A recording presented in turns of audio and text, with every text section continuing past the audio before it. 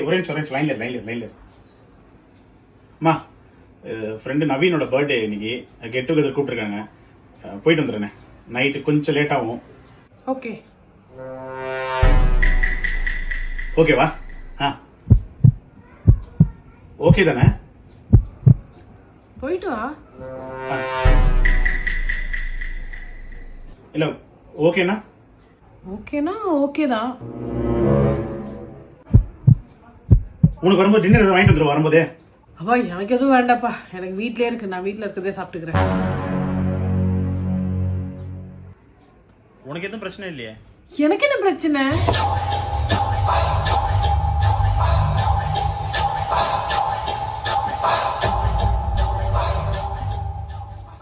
நான் வரலடா.